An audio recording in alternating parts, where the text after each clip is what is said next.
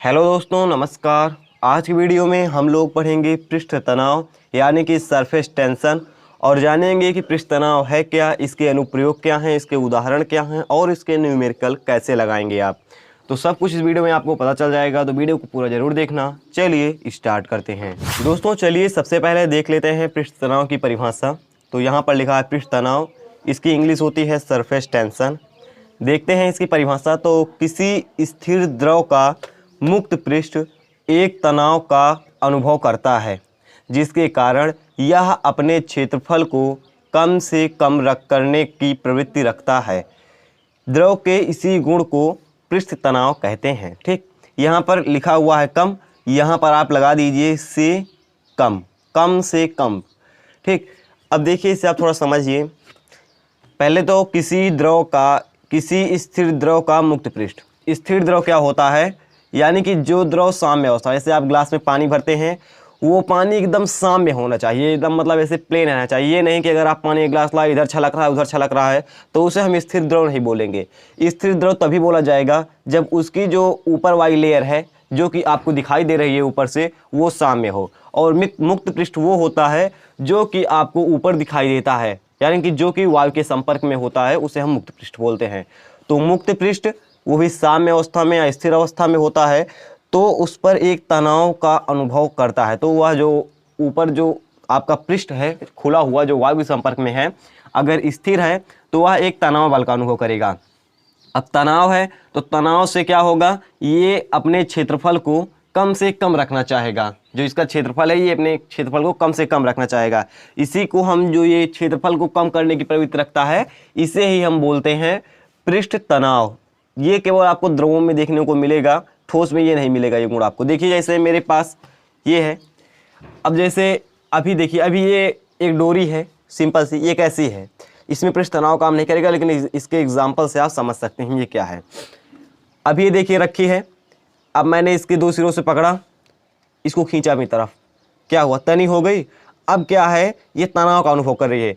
अब जब ये जैसे ही मौका पाएगी इस तनाव से छुटकारा पाने का, तुरंत अपनी इस स्थिति को कम से कम कर लेगी।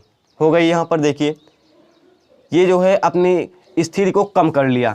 अगर इस पर तनाव लगेगा, तनाव जब लगेगा, ऐसे हम खींचेंगे, तनाव लगेगा, तभी ये अपनी स्थिति को कम करने की प्रवृत्ति, ये गुण रख पाएगा। अगर हम इसे ऐसे ही छोड़ दें तो अपनी स्थिति को कुछ नहीं करेगा, जैसे है इसे पड़ा रहने दो, कोई दिक्कत नहीं है। लेकिन जैसे इस पर जो थोड़ा भी तनाव आया, तनाव आ गया, आप छोड़ेंगे तो ये मौका पाते ही अपनी स्थिति को कम कर लेगा। कम हो गई ना, तो इसी को बोलते हैं पृष्ठ तनाव। हालांकि ये ठोस में नहीं पाया जाता है, ये केवल आपको द्रवों में देखने को मिलेगा।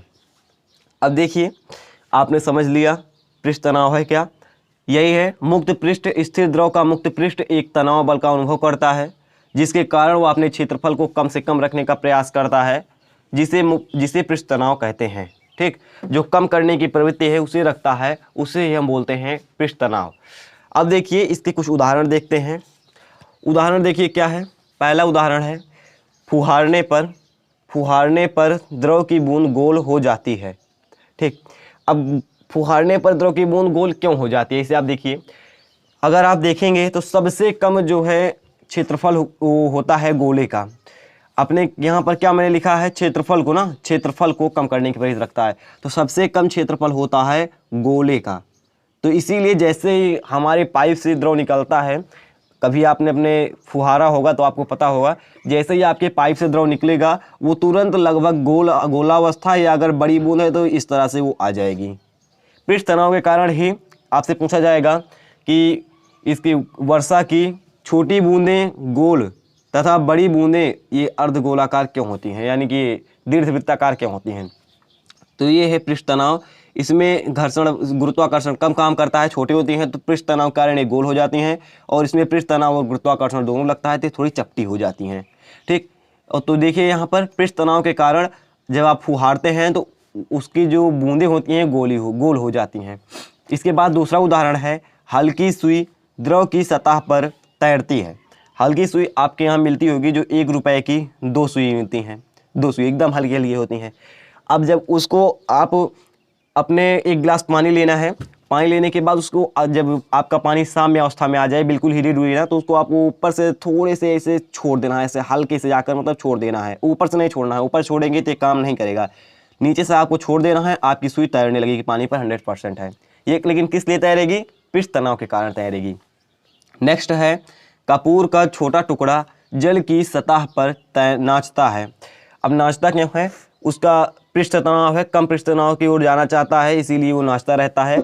आपको इसी तरह शाम में पानी में कपूर का टुकड़ा छोड़ देना है और आपका टुकड़ा भी नाचने लगेगा। छोटा टुकड़ा आपको छोड़ना है, भारी टुकड़ा छोड़ेंगे तो नीचे डूब जाएगा। ठीक, ये हो गए पृष्ठ तनाव। आपका पृष्ठ तनाव के उदाहरण। अब देखिए कहाँ पर पृष्ठ तनाव ज़्यादा होता है, कहाँ पर कम होता है। तो यहाँ पर ताप बढ़ाने पर द्रव का पृष्ठ तनाव घटता है।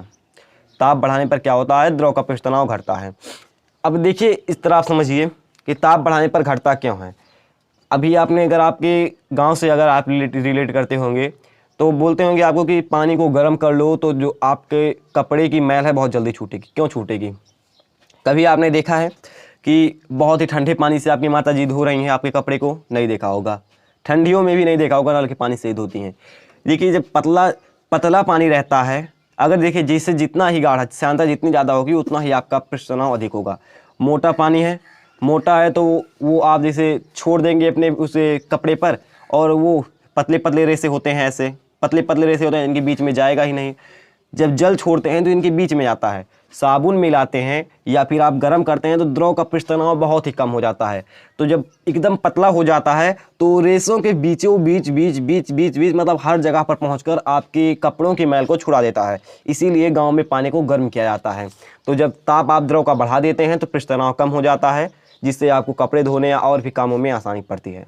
नंबर 2 है अशुद्धियाँ मिलाने पर द्रव का पृष्ठ तनाव का घटता है। अशुद्धियाँ जैसे आप धूल के कारण मिला दें वगैरह तो पृष्ठ तनाव कम हो जाता है।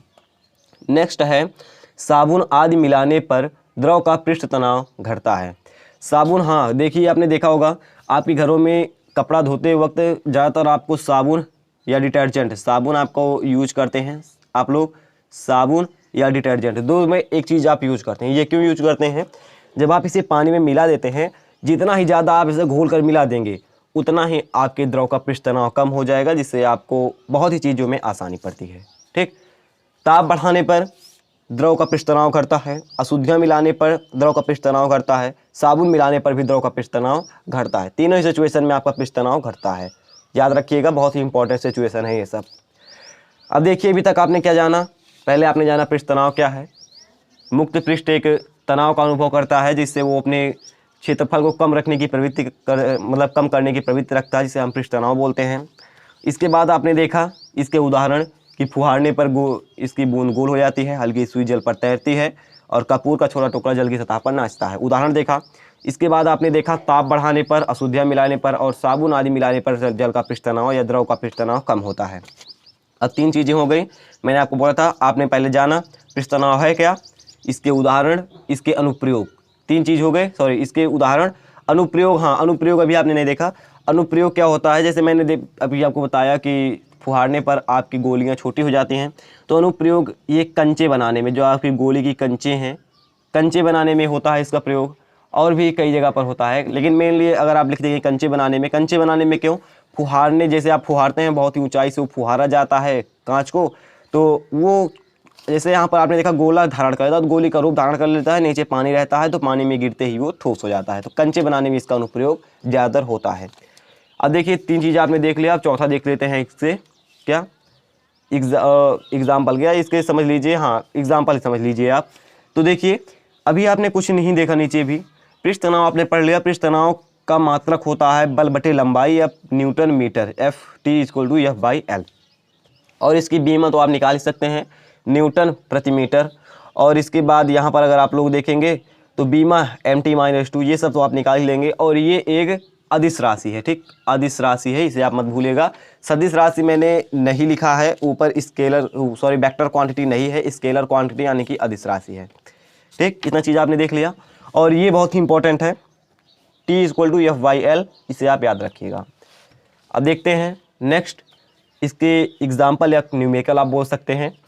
तो किसी द्रव का मुक्त पृष्ठ यानी कि द्रव का 4 मीटर का मुक्त पृष्ठ 20 न्यूटन बल का अनुभव करता है। अब देखिए L आपको कितना दी गई है? 4 मीटर, 4 मीटर। अब MI है ये 4 मीटर। और बल आपको कितना दिया गया है 20 न्यूटन। क्या ज्ञात करना है आपको, पृष्ठ तनाव यहाँ से ज्ञात करना है यानी कि टी। क्या करेंगे आप, यहाँ से आप सिंपली देखिए टी बराबर होता है F/L, यही सूत्र आपको लगाना है। टी बराबर हम लिखेंगे F/L। अब फिर यहाँ से नीचे टी बराबर F है हमारा 20 न्यूटन, L है हमारा 4 मीटर, 4 इक्के 4, 4 पंचे 20, क्या आ गया 5, भाग देंगे तो आपको मिल जाएगा 5 न्यूटन प्रति मीटर हो गया। ये आपका हो गया एग्जाम्पल, या आप न्यूमेरिकल बोल सकते हैं। एक सिंपल सा था इससे, लेकिन इससे रिलेटेड क्वेश्चन ज़्यादा आता नहीं है, आएगा तो बहुत ही हार्ड आता है इससे। तो अगर आप रिक्वेस्ट करेंगे या कमेंट करेंगे तो आपको ऐसी वीडियो मिल जाएगी जिसमें बहुत ही हार्ड क्वेश्चन इसके आपको मिल जाएंगे। आशा है आप लोगों को समझ में आ गया होगा। मैंने आपको बता दिया पृष्ठ तनाव क्या है और इसके अनुप्रयोग क्या हैं, इसके उदाहरण क्या हैं, ये कहाँ पर घटता है कहाँ पर बढ़ता है, इसकी मात्रा क्या है, बीमा क्या है, कैसी राशि है, और साथ साथ एग्जाम्पल भी आप लोगों ने देख लिया।